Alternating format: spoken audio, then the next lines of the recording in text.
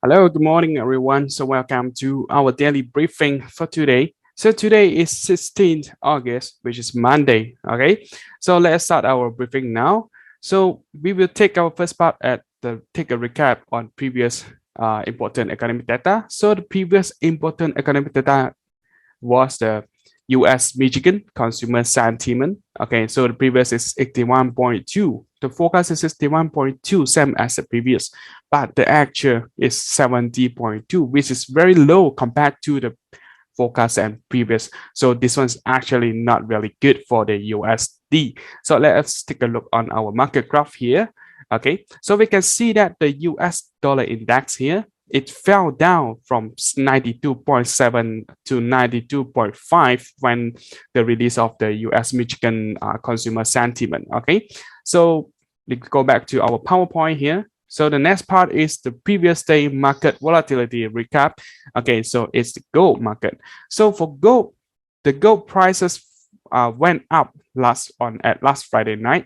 It rise more than 220 pips here, as we can see here at the market graph here on our right side here. Okay, so let us read the factor here. What happened on the gold prices at last Friday night? So the gold prices rose for the third consecutive days. Okay, so spot gold rose by more than 1.5%, setting a new high of last week to $1780.02 per ounce. Okay, so the decline in the US dollar and the plunge in US consumers confidence boosted safe haven demand. Okay, so and the yield on 10-year US Treasury bonds fell. It also increases the attractiveness of gold. So that's why we can see that's why the gold it went up so high at last Friday night. So there are the three reasons here. We can I just read it. Okay, for three reasons here that make the gold price went up so high at last Friday night. Okay, so when come to today, there are not a lot of important economic data we have to focus on today,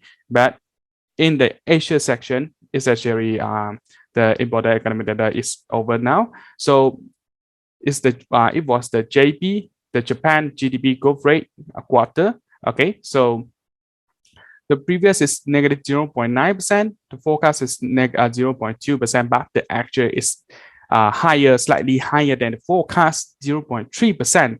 Okay, so it's actually bring good news to the Japanese yen. The data release time is at 7:50 early in the morning just now.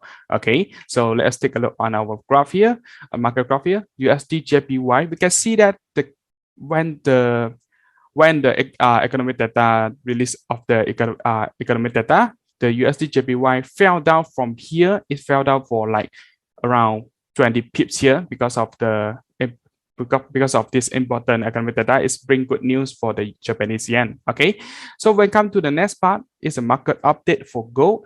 The resistance level of today is 1790. Support level is 1764. My personal opinion for today is we'll take it as a bullish. So why? So let us read the factors here. So this week we need to focus on the retail sales data released on Tuesday, August 17, which is tomorrow.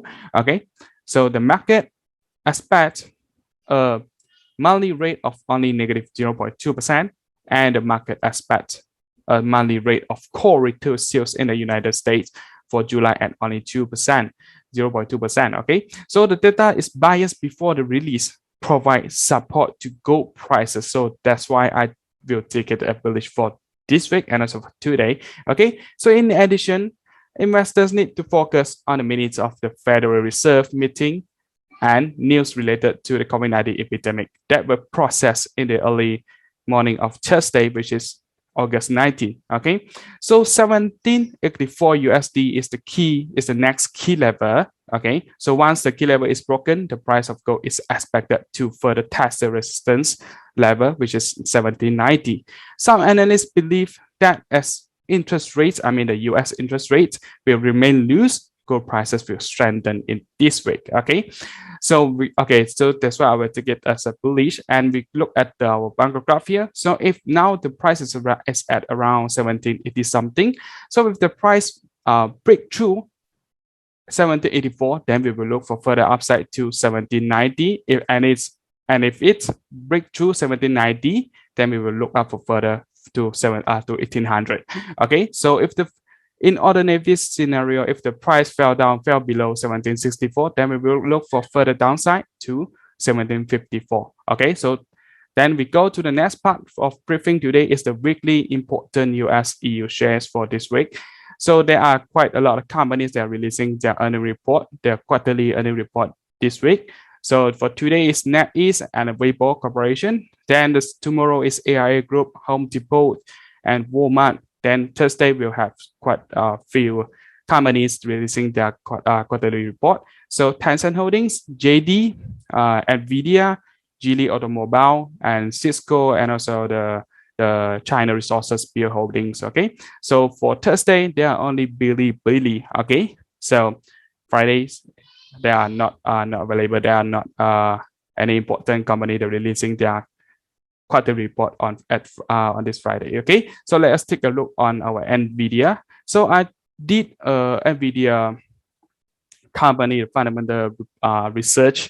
Okay, so for the Nvidia is very good. They are doing very good, and their demand, I mean the GPU, they are actually is dominating the GPU market for quite a while since very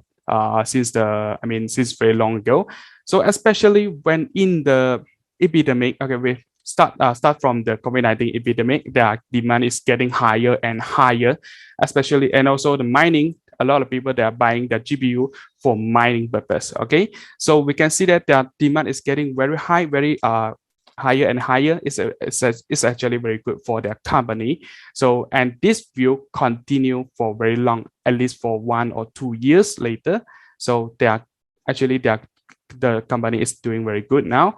So I actually, how to say, this article is very good for you. So I suggest you to read it, and then you can bring out the information to your clients. Okay, so let us take a look on the market graph here. So the market graph here, as we can see clearly, the Nvidia market graph is the prices is getting higher and higher. It's a very obvious, it's an uptrend.